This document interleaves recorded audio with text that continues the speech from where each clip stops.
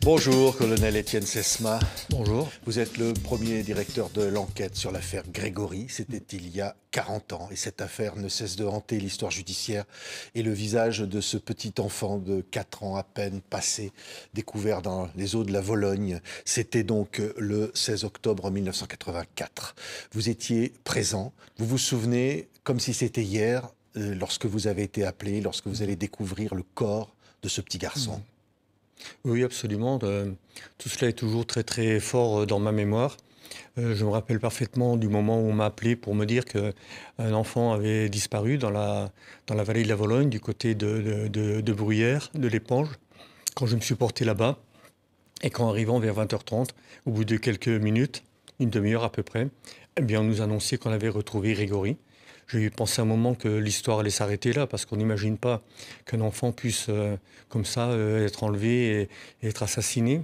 Et pourtant, c'était le cas. Oui. Vous vous dites qu'à ce moment-là, on va très vite découvrir. Oui, on n'imagine pas le pire, on n'imagine pas. On se dit, bon, un enfant a disparu, il y a une histoire de famille derrière, mais le pire n'est pas possible. Oui. Et pourtant, c'est le pire qui se produisait. Donc à côté d'une petite place, vous arrivez, vous entendez les pompiers qui sont en train de sortir le corps. C'est vous qui dites sortez le corps. En fait, on m'attend pour qu'on sorte le corps. Moi, j'arrive et je constate que cette scène, cette situation, ce lieu n'est pas une scène de crime. C'est pas cet endroit-là que le corps a pu être jeté à l'eau, puisqu'il se trouve au milieu de la retenue d'eau. Donc je demande que le corps soit retiré, parce que ça n'apporte rien de le laisser davantage dans l'eau. Oui, et vous voyez à ce moment-là le visage de ce petit garçon, ça vous bouleverse. Vous voyez qu'il a un regard apaisé, visage apaisé. Moi, ce qui me bouleverse, c'est quand on le découvre et qu'on l'amène dans le local des pompiers, on découvre qu'il est attaché, qu'il a une corde qui lui enserre le bas des jambes, les poignets, qui tournent autour de la tête. Et on a l'impression, il a son bonnet qui est baissé sur le visage. Quand on relève ce bonnet, on a l'impression qu'il dort. Il n'a pas de traces de coups, il a l'air apaisé. Mais moi, tout de suite, j'ai le sentiment que cet enfant, il est sacrifié. Et vraiment, j'ai l'image d'un enfant qu'on sacrifie sur un autel. Et c'est effectivement ce qui se passe. L'autel de la haine, vous dites. Il est sacrifié à la haine, à la jalousie qu'on voit son... Oui. Il est sacrifié à la haine, à la jalousie qu'on voit son père. Oui. Lorsque vous découvrez qu'il est né le même jour que vous sentez quelque chose vis-à-vis de ce corps? Oui, ça c'est une petite anecdote qui arrive le lendemain, lors de l'autopsie, qu'on fait l'état civil de la victime, et puis je découvre qu'effectivement, il est né le même jour que moi, le 24 août. Oui, donc l'enquête évidemment est lancée dans l'entourage. Vous rencontrez à ce moment-là les parents, Christine et Jean-Marie Villemain, et vous sentez tout le désespoir, notamment évidemment du père. Oui, c'est quelque chose dont on a évidemment conscience, hein. Le désespoir des parents qui ont perdu leur enfant unique dans ces conditions-là. Pour autant, il faut que nous, on fasse notre travail, c'est-à-dire mener nos investigations. On les fait de deux façons. D'abord, en ciblant cette activité, ces problèmes intrafamiliaux, puisqu'on a très vite connaissance du fait qu'il y a une histoire dans la famille, qu'il y a eu un ou des corbeaux qui ont semé la zizanie pendant des années. Des milliers de coups de fil. C'est une histoire de dingue. Oui. Hein, où on lui envoie les pompes funèbres chez les parents de Jean-Marie, famille nombreuse, les parents. Enfin, vous découvrez tout ça. On découvre qu'il y a une activité de corbeaux qui a vraiment ciblé la famille Villemain à Aumonzé, avec des centaines d'appels téléphoniques à l'intérieur de la famille et aussi à l'extérieur, toujours pour embêter la famille Villemain. Mais on découvre aussi à côté de ça, on le voit surtout avec les lettres que l'on découvre un peu plus tard, des lettres qui ont suivi les appels téléphoniques et qui ont été écrites et envoyées au début de l'année 83. En mars, avril et mai 83, on découvre là qu'il y a quelque chose qui diffère, c'est-à-dire qu'à côté des activités qui ciblent la famille, eh bien, il y a une personne qui concentre toute la haine des corbeaux, toute leur jalousie, c'est Jean-Marie Villemain. Oui. Le chef. Oui. C'est-à-dire un jeune qui a réussi à devenir contremaître par le mérite, sans passer d'examen, et qui, par sa personnalité, a été remarqué par ses employeurs qui lui donnent des responsabilités, le nomment contremaître. Oui. Cette nouvelle a fait l'effet d'un coup de tonnerre dans la famille. On est dans une famille, dans un milieu ouvrier qui est très, très simple. Et le fait que l'un d'eux, si jeune, devienne un contremaître, devienne un chef, ça a été une véritable révolution. Oui. Et il a focalisé à ce moment-là toutes les jalousies qu'on pouvait avoir à l'égard de ce statut. Alors, ce qui est fou, c'est qu'on va découvrir que l'assassin supposé, l'homme à la voix rauque dans les appels, va téléphoner le jour même de la mort de Grégory pour prévenir de ce qu'il vient de faire et va même envoyer un courrier à la poste du village en signant et en expliquant son acte. Oui, très tôt, dès le lendemain matin, on prend connaissance de deux choses. C'est qu'un courrier a été écrit et posté à l'épange, dans le village même où a été enlevé l'enfant. On découvre cette lettre le lendemain. Cette lettre, c'est la clé de voûte de l'affaire Grégory. Elle dit clairement le mobile. J'espère que tu mourras de chagrin, le chef. Ce n'est pas ton argent qui pourra te redonner ton fils. Voilà ma vengeance, pauvre con. Tout est dedans. Oui. Et cette lettre, elle est essentielle parce que, premièrement, donc, elle nous donne le mobile. Deuxièmement, elle nous raccroche au passé. On se rend compte qu'en fait, l'enlèvement et l'assassinat de Grégory s'inscrivent dans le prolongement des activités du Corbeau qui a commencé à agir dans les années 81, donc 3 ans avant. Et ensuite, c'est une lettre qui est manuscrite, donc qu'on va pouvoir exploiter. Et c'est une lettre, enfin, qui montre que l'intéressé a éprouvé le besoin irrépressible de revendiquer son geste, à la fois donc avec cette lettre et avec ce coup de téléphone dont on avait connaissance la veille.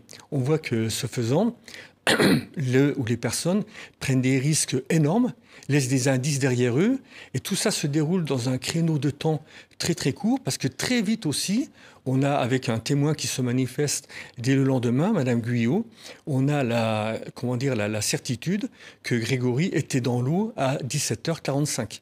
Oui.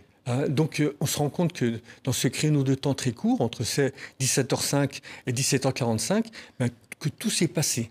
Donc de façon très précipitée, en suivant un scénario qui était bien prévu à l'avance, mais en laissant des traces, en laissant des indices, en prenant des risques insensés, mais en le faisant malgré tout. Mais c'est très curieux tout ça, au fond. On se dit, pourquoi pourquoi laisser des indices?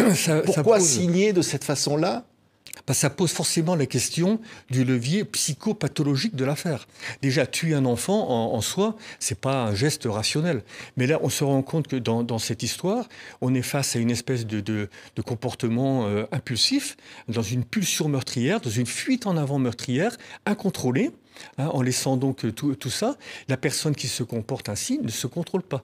Oui. Donc on voit que la folie, il faut mettre un nom sur cette folie, est forcément le levier de cet assassinat. Il n'y a pas d'autre raison. Donc c'est un élément psychologique important pour trouver l'auteur. Mais c'est vrai, la maman, Christine, est en train de repasser, les volets sont fermés, elle est rentrée du travail, elle écoute la radio et son enfant joue dehors sur un tas de gravier. Et là, la personne qui va l'enlever peut être vue, à tout instant. Je veux dire, c'est une prise de risque énorme, incompréhensible. Une prise de risque énorme. Ça n'est pas préparé.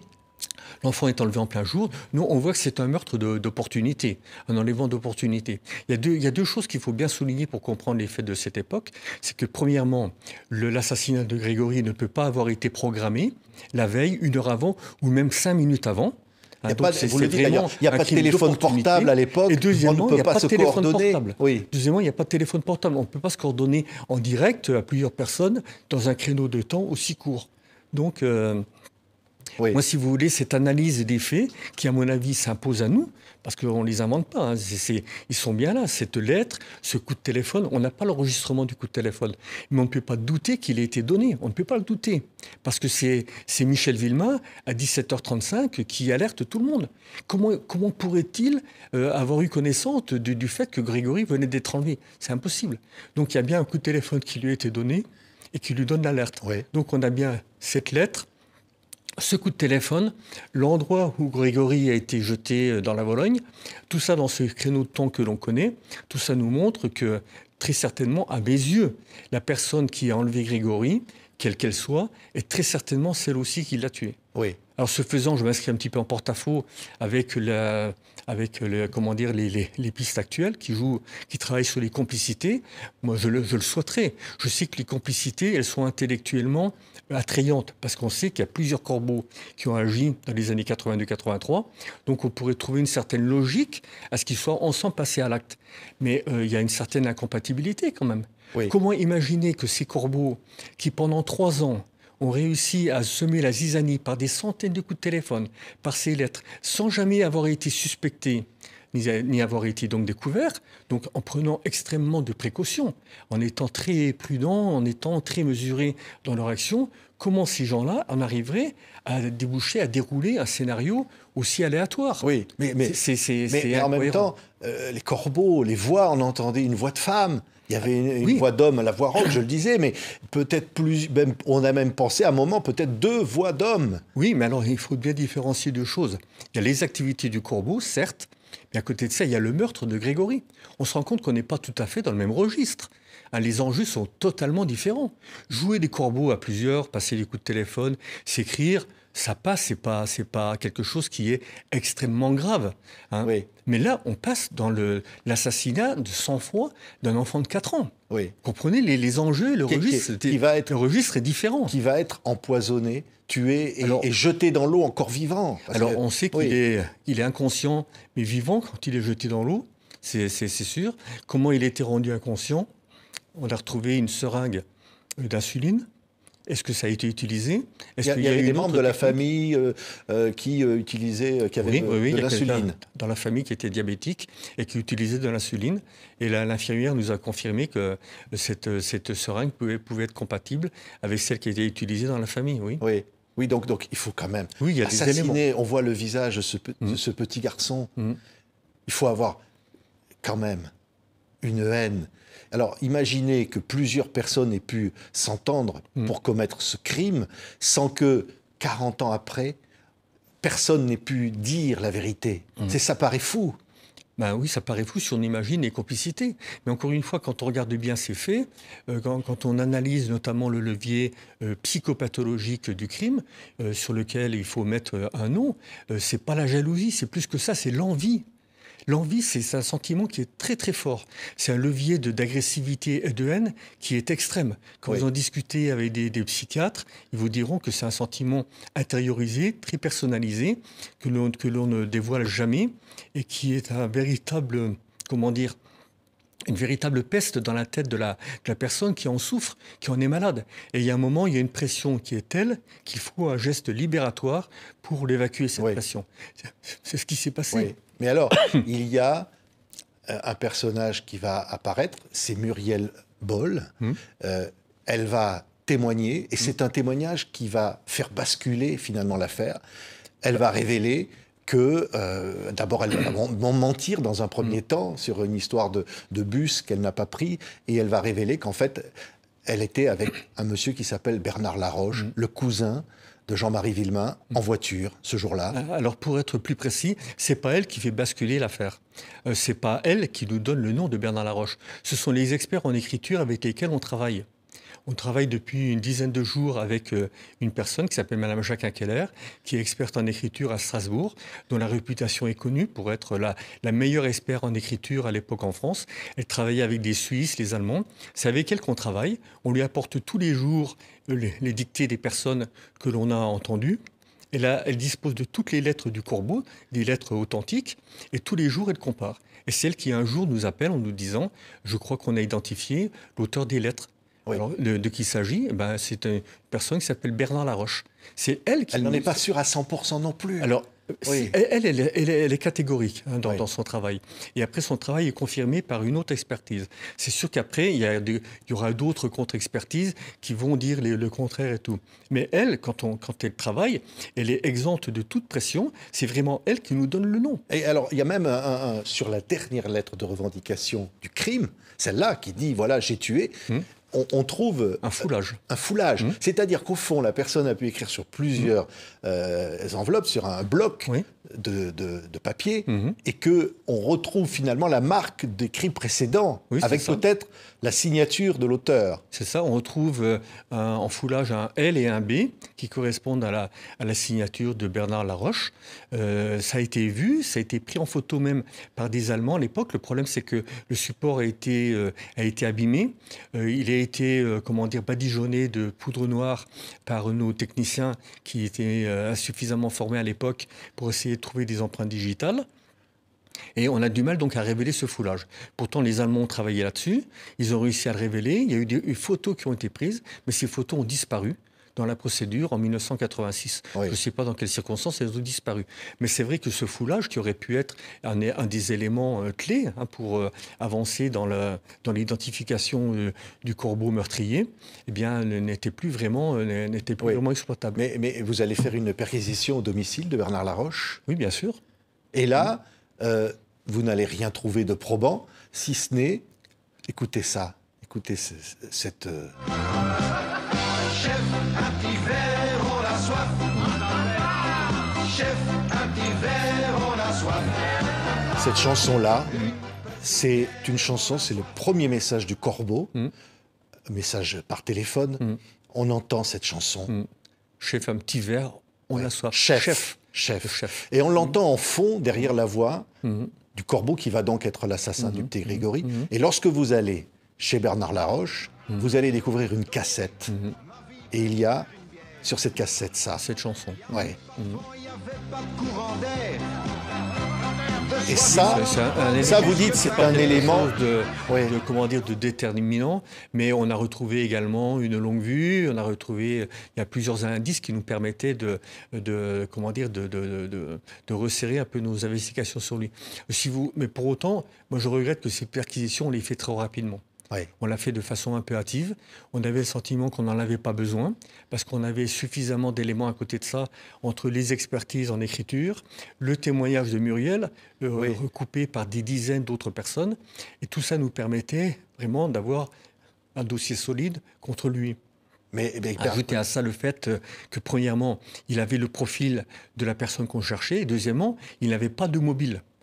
C'est ça qui nous amène un peu à lui, c'est tout ce faisceau d'indices, d'éléments qui nous amène donc après les confirmations des déclarations de Muriel, le 5 novembre 1984, à le présenter devant le juge d'instruction qui va l'inculper et l'incarcérer. Oui, on a le sentiment à ce moment-là que notre enquête est bouclée. C'est ça, ce que vous appelez la première affaire Grégory dans votre livre, publié aux Presses de la Cité, qui est un livre absolument incroyable sur cette affaire formidable. Et c'est vrai, le sentiment que là, alors Muriel raconte tout dans le détail. Elle est avec lui, elle voit un petit garçon, elle ne connaît pas Grégory, mais après elle va le reconnaître. Et elle raconte qu'elle a attendu dans la voiture et que Laroche est revenu sans personne. C'est ça.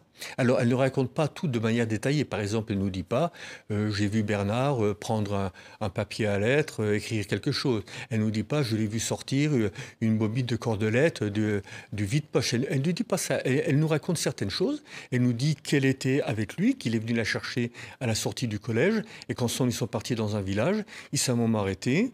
Il est descendu, il est revenu avec un petit garçon qu'elle a reconnu comme étant Grégory. Ils sont repartis. Il s'est arrêté une première fois, une deuxième fois. Ensuite, il est sorti avec lui. Et quelques minutes après, il est revenu dans sa voiture seul. Et ils sont repartis. Voilà ce qu'elle nous dit. Elle ne sort pas de la voiture. Elle n'assiste pas au meurtre en lui-même. Elle nous dit simplement, j'étais avec lui. Voilà. Alors, ce qui est intéressant, c'est que même si elle s'est rétractée... Oui, elle va se rétracter parce que le juge Lambert, le fameux petit juge, que vous allez évidemment raconter un peu la manière un peu fantaisiste, on va dire, pour être poli, la manière dont il va gérer cette affaire. Il va pas vouloir l'entendre tout de suite. Il est en voyage en Algérie, il veut faire un trekking, et puis c'est la Toussaint, etc. Il remet toujours au lendemain. Oui, c'est vrai. C'est vrai. Vous savez, l'affaire Grégory...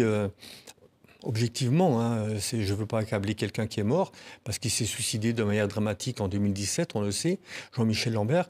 Mais l'affaire Grégory, c'est un peu, voire même beaucoup, l'affaire Lambert. Je pense que si on n'avait pas eu la malchance de tomber sur ce juge d'instruction, eh bien, on n'en parlerait plus de l'affaire Grégory aujourd'hui. Ça me semble évident. Il a fait énormément d'erreurs qu'il a commises, mais qu'il a mises sur notre dos, qu'il n'a pas assumé. Il a fait énormément d'erreurs et c'est ce qui a permis après, c'est ce qui a conduit après la justice à cette dérive qu'on a constatée dans les années 85-86, où après le sur-assassinat, c'est-à-dire la mort de Bernard Laroche, eh bien, on se rend compte que toute l'instruction est faite pour accabler Christine Villemin. C'est ça qui est absolument incroyable. C'est aussi une autre Ce sont des rebondissements fous. Alors, la femme de Bernard Laroche va, à un moment donné, spontanément vous téléphoner d'une cabine téléphonique. Elle va venir vous voir, vous raconter des choses alors que vous ne lui demandez pas. Donc, ça déjà paraît étonnant. C'est une des rares personnes qui s'est manifestée, effectivement, d'elle-même, pour nous dire qu'elle avait des choses à nous dire. Oui. Et finalement, qu'est-ce qu'elle a à dire sur son mari ? Pas grand-chose. Elle nous raconte des choses sur d'autres personnes de la famille qui, à ce moment-là, étaient plus ou moins suspectées, mais elle n'apporte rien de déterminant. Oui, mais alors, évidemment, il y a Laroche qui est là, et puis il y a une meute de journalistes qui arrivent, qui s'emparent de cette affaire. Ils vont même parfois vous accuser, vous, d'avoir maltraité Muriel dans son témoignage. Bon, vous allez répondre à toutes ces accusations. Vous dites c'est totalement faux, tout s'est passé normalement.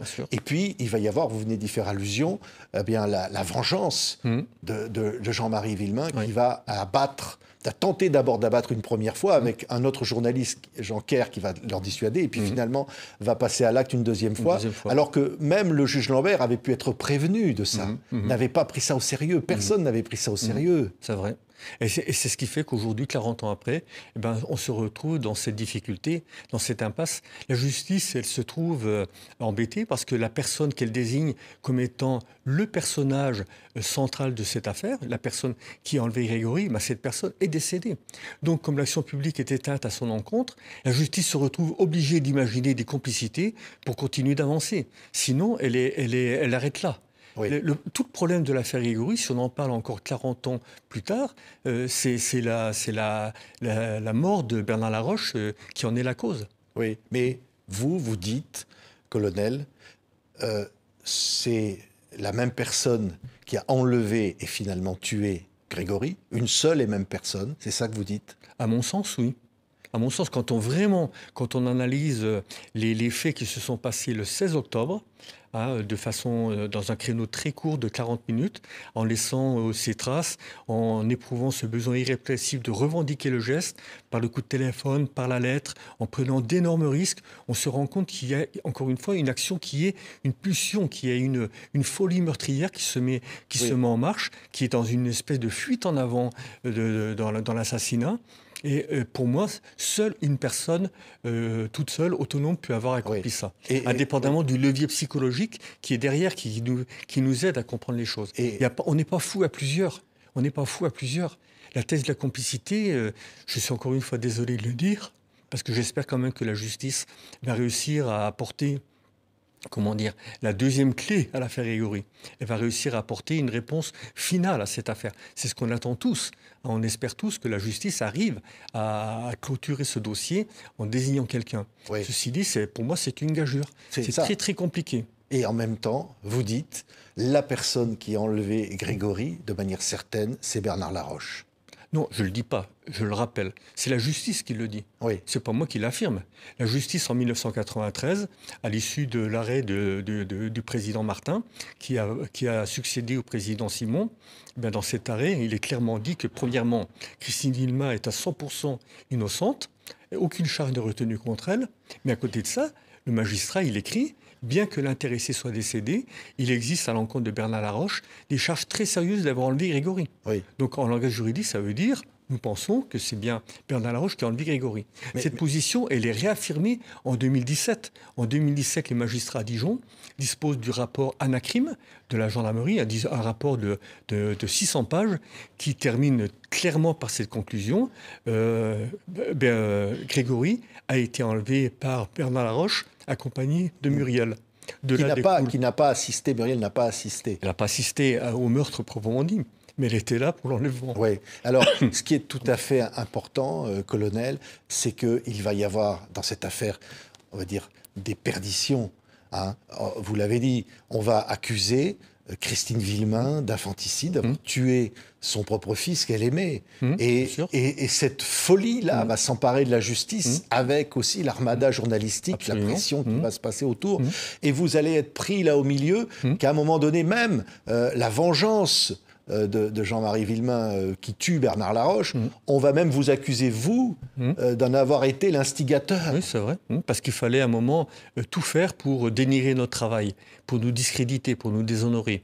Ça avait déjà été tenté un peu de temps avant en portant plainte contre nous pour subornation de témoins, c'est-à-dire en disant que nous avions manipulé, que nous avions quasiment moralement torturé Buriel pour qu'elle nous parle. On a eu une plainte contre nous qui a été instruite, qui s'est terminée par un non-lieu, mais 3 ans après, confirmé en appel, confirmé en cassation. Donc il fallait aller jusqu'au bout. Tout était fait pour nous déshonorer, nous discréditer. Oui. Et là, cette histoire, lors de la mort de l'assassinat de Bernard Laroche, ça relève du même principe. Chercher à me discréditer davantage. Que vous l'aviez incité, au fond, à se faire justice, en quelque sorte. Alors que c'est tout le contraire. Moi, si j'ai un regret dans cette affaire, ce n'est pas d'avoir, écouté Jean-Marie Villemain. C'est de ne la pas suffisamment avoir entendu, de ne pas lui avoir suffisamment parlé, de ne pas avoir suffisamment pris la mesure de son abandon, de sa solitude, de voir à quel point il était au désespoir. Il avait perdu, à cause de lui, à cause de la haine qu'on voulait contre lui, il avait perdu son fils unique qu'il chérissait. Il voyait sa femme qui était mise en examen, alors qu'il n'a jamais eu le moindre soupçon à son égard. Et lui, il voyait la justice abandonner la piste de la personne dont il était convaincu de la culpabilité. C'est en plus que Christine Villemain venait d'apprendre qu'elle allait être accusée, que même certains experts allaient dire que c'était son écriture, celle du Corbeau, et elle a un malaise alors qu'elle est enceinte, elle est hospitalisée, donc sa vie est en danger. Donc il y a tout ce contexte, et puis pression journalistique aussi vis-à-vis de Jean-Marie Villemain. On a peine à imaginer la tempête, les tourments que ce couple a vécu durant les années 85-86, qui a failli aller jusqu'au plus grave. C'est-à-dire qu'il y a un moment, Christine Villemain a été renvoyée devant les assises. Et heureusement, il a fallu que le système judiciaire se ressaisisse, constate que le dossier était vide, ne tenait pas debout, pour demander un supplément d'instruction à Dijon. Et à ce moment-là, tout est repris. Et on va rentrer dans le dossier un magistrat qui est l'opposé de Lambert. C'est le juge Simon. C'est le juge Simon. Mais si on revient un instant sur le juge Lambert, qu'est-ce qui explique cette attitude vis-à-vis de Christine Villemain? Ce qui est, à un moment donné, il ne veut voir que Christine Villemain coupable. Absolument. Il y a un moment... On a même dit qu'il était presque amoureux d'elle, où il y avait une fascination. C'est vrai qu'il a fait des confidences dans divers magazines qui étaient particulièrement déplacées. C'est vrai, il a écrit des choses qui étaient absolument inadmissibles de la part d'un magistrat. Le fait est qu'à un moment, il se trouve, il n'a plus d'autre solution que d'imaginer Christine Villemain coupable. Donc c'est la fuite en avant aussi dans ce sens-là, aidé par des journalistes et des policiers et des avocats qui sont derrière, des avocats dont la théorie c'est de dire ce n'est pas mon client, ce n'est pas lui, puisque c'est elle. Donc occupe-toi d'elle. Concentre tes efforts sur Christine Villemain et abandonne le reste. Tout le reste était mis à la poubelle. On va dire tout votre travail. Vous dites dans ce livre, c'est les 2 affaires Grégory. Dans la première, celle que vous aviez menée, avec toutes les expertises graphologiques, etc., tout ce qui mettait en cause, au fond, Monsieur Laroche, tout ça a été mis à la poubelle. Tout ça a été mis à la poubelle. Et il a fallu attendre 1993 pour que les magistrats à Dijon, finalement, nous donnent raison, montre qu'on était sur la bonne piste dès le 5 novembre 1984. Et donc, c'est un peu cette satisfaction. Mais quel gâchis pendant toutes ces années. Aujourd'hui, la justice nous donne raison. La justice dit que nous étions sur la bonne voie au bout de 15 jours d'enquête. Mais bon... 40 ans derrière, on en est toujours à se poser des questions. Quelle histoire pour finir sur le juge Lambert. Il va se suicider... après avoir appris que les dossiers du juge Simon allaient être révélés. C'est vrai. Et il préfère se donner la mort. Ça va jusque-là, cette affaire. Et de façon particulièrement violente et dramatique. comment on peut comprendre? C'est difficile de comprendre Jean-Michel Lambert. On l'a vu quand il s'est présenté au procès de Dijon en 1993, où tout le monde a constaté sa superficialité, son incapacité à expliquer ses décisions, son absence de mémoire.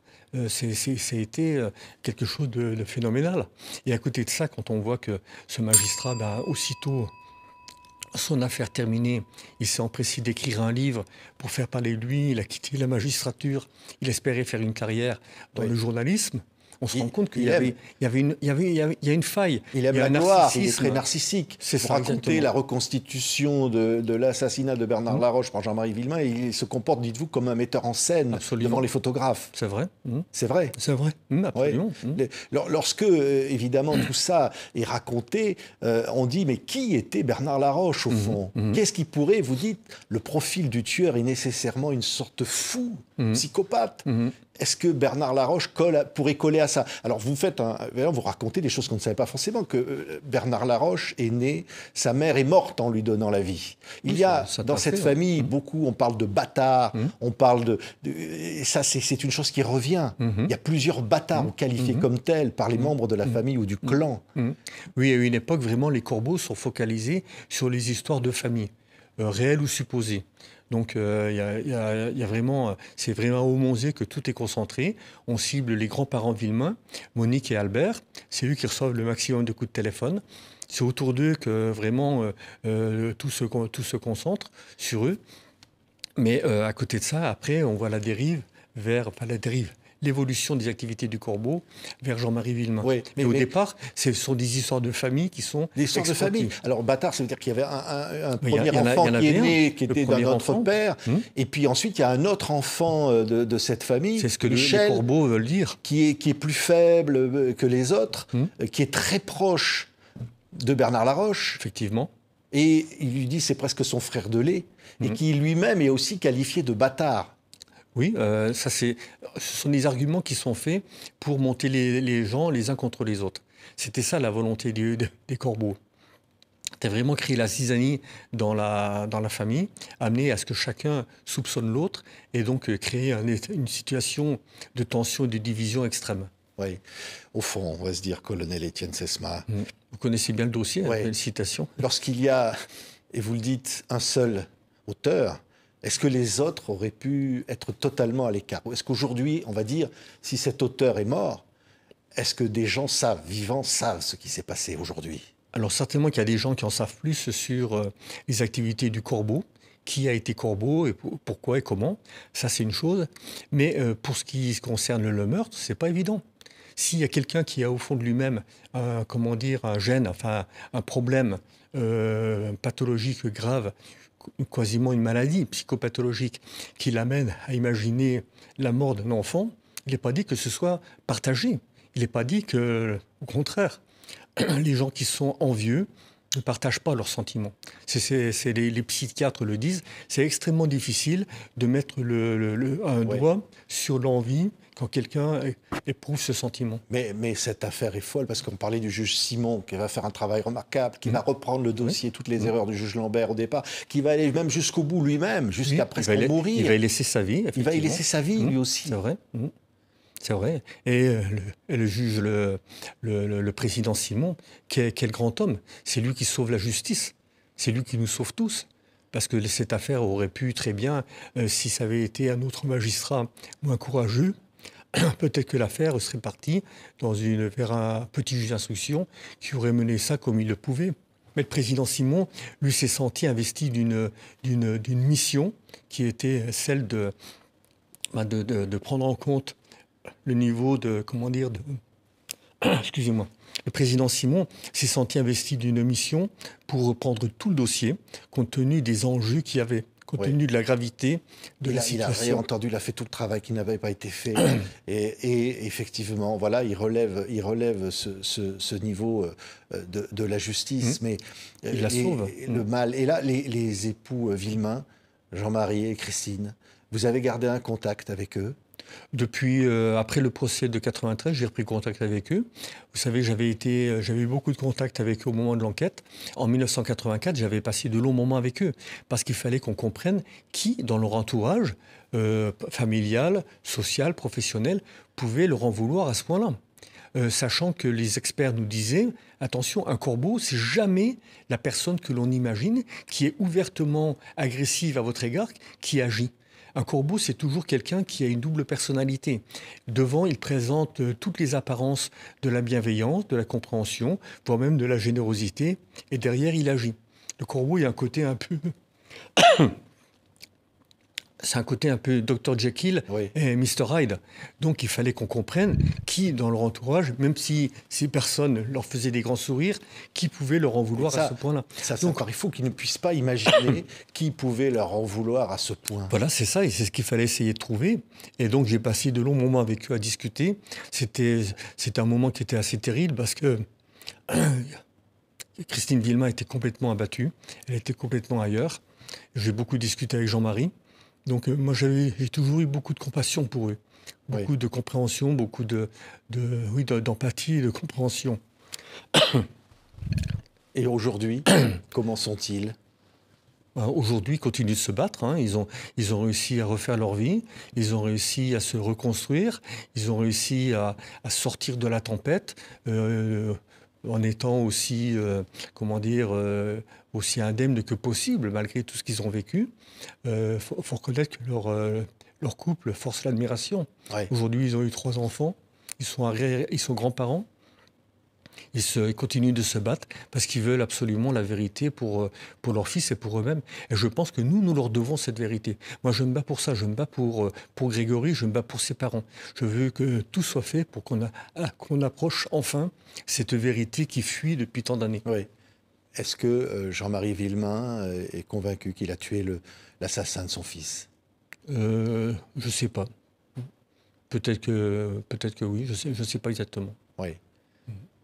Mais aujourd'hui, vous pensez vraiment qu'on va savoir ? Aujourd'hui, Jean-Marie Villemain, avec ses avocats, il maintient la pression. Vraiment, il pousse à la roue pour que les magistrats de Dijon continuent de tout faire pour avancer, continuent d'exploiter tous les progrès de la police technique et scientifique afin de faire parler les éléments matériels dont ils disposent. Et ils espèrent que cette pression pourrait finir par amener quelqu'un à libérer sa conscience, à parler. Oui. Mais ça, on l'espère depuis 40 ans. Le 17 octobre, le lendemain de la mort de Grégory, moi j'étais à la porte de la brigade de Bruyères et je disais, je ne comprends pas que quelqu'un n'arrive pas à libérer sa conscience. Je l'invite à parler. Ça voudrait dire que on saurait déjà libérer sa conscience. Là, on avait parlé des époux Jacob, à un moment donné, qui étaient sous le feu des accusations. C'est vrai. Et, ils font partie des complices potentiels désignés par la justice et par le rapport Anacrima. Oui. Donc cette affaire-là n'est pas refermée. Non, cette affaire n'est pas refermée. Le dossier est toujours à l'instruction. L'affaire Grégory, ce n'est pas un cold case. C'est une affaire qui est toujours en cours. C'est une affaire, c'est pas le mystère absolu, contrairement à ce que certains racontent. C'est un dossier dans lequel on possède énormément de données, énormément de déclarations. On peut se faire une idée très nette de l'affaire Grégory. Mais qu'est-ce qui manque alors ? Qu'est-ce qui manque pour que cette affaire, qu'on puisse dire définitivement, voilà ce qui s'est passé, voilà qui a tué Grégory. Il manque le point final, c'est-à-dire avoir des éléments qui permettant de dire voilà là où les personnes qui ont tué Grégory. Pas seulement celui ou celle qui l'ont enlevé, mais celui ou celle qui l'ont tué. Oui. Et vous dites peut-être qu'on ne saura pas, peut-être qu'on est dans une impasse, mais que si on a une approche non plus judiciaire, mais plus historienne, entre guillemets, une approche dégagée de la volonté de présenter quelqu'un devant la justice. La justice, elle a des contraintes, elle ne travaille pas n'importe comment. L'historien, lui, prend tout ce qu'il veut, il prend tout ce qu'il peut, tout ce qui est à sa disposition. Et quand on dispose de tout, eh bien, on arrive peut-être à toucher cette vérité. Moi, c'est ce que j'essaye de faire avec ces derniers pas vers la vérité. Je me dis que par une analyse à rebours, en repartant des faits... Pardon, je me dis qu'en faisant une analyse... Excusez-moi. Non, je vous en prie. Moi, je me dis aujourd'hui qu'en faisant une analyse à rebours... Attendez, reprenez, parce que reprends sur monsieur, sur le colonel, oui. Je me dis qu'en faisant une analyse à rebours, en repartant des faits du 16 octobre, vraiment c'est une des singularités de l'affaire Grégory, eh bien on arrive à, à des analyses qui nous permettent de toucher cette vérité. Merci beaucoup, colonel SSMA. C'est Et moi en qui tous vous les remercie. cas, quelle affaire. Quelle affaire, oui. Non mais quelle affaire. Mm. C'est unique. C'est vrai, une affaire unique. On parlait au tout début de cet entretien de la découverte du corps de ce petit garçon. Comment vous imaginez que là on est 40 ans après et qu'on en est encore On là. en a encore à en parler. Ouais. Qu'elle est toujours d'actualité, effectivement. Vous pensez à ce visage souvent? Il vous revient, le Oui, visage de ce très petit garçon? souvent. Oui, je repense souvent à Grégory. Ouais. Oui, c'est pour ça que je me bats. Je me bats pour lui, je me bats pour ses parents, je me bats pour qu'on approche le plus possible de la vérité, d'une manière ou d'une autre. Merci beaucoup. Colonel Estelle Sesma, c'est un témoignage exceptionnel que vous venez de nous livrer. Les derniers pas vers la vérité, votre livre est donc publié aux presses de la Cité, les deux affaires Grégory. Merci beaucoup, colonel. C'est moi qui vous remercie.